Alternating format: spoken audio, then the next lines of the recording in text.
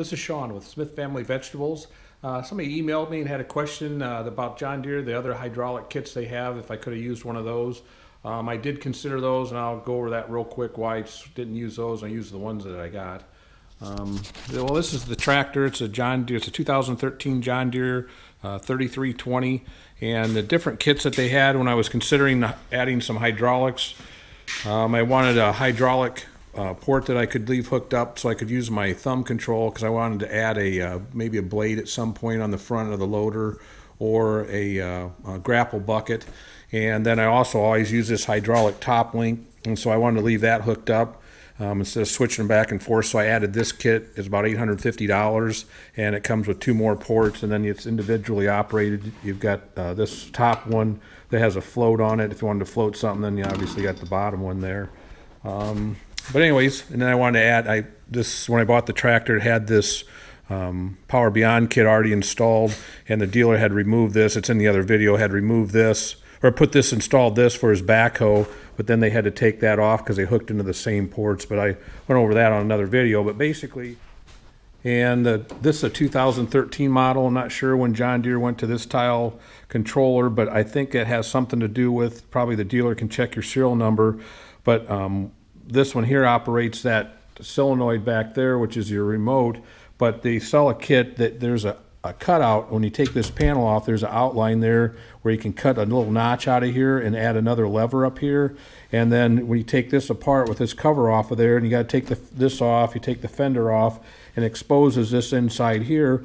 For this loader valve, there's two valves in there, but some of them, the kit calls for a valve with 3 valves in there, and one of them's not used. So that kit seemed like it was $200-300.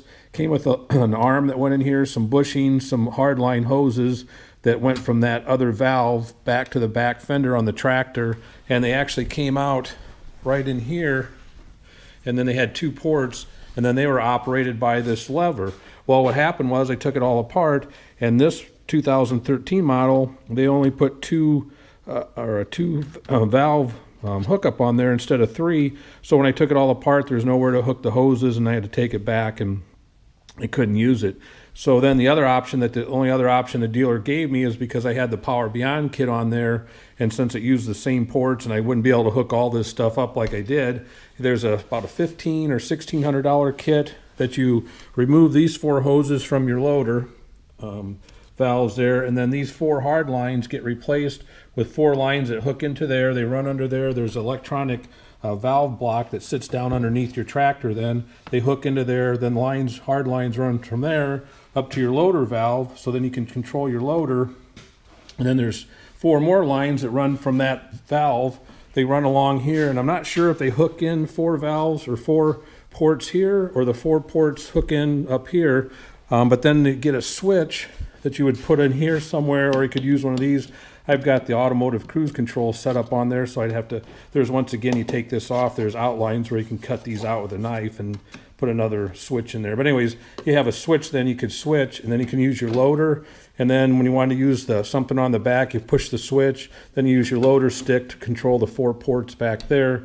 But that kit was $615 or $1,600 just for the kit, no labor to install it.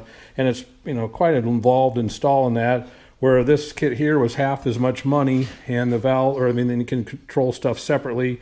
You don't have to flip a switch, and you saved half the cost of that, and you still got everything in the back, and it's all independent. So that's why I didn't go with that kit there. So anyways, so that's it. If you have any questions, just post a note on there, and I'll get back with you. Thanks.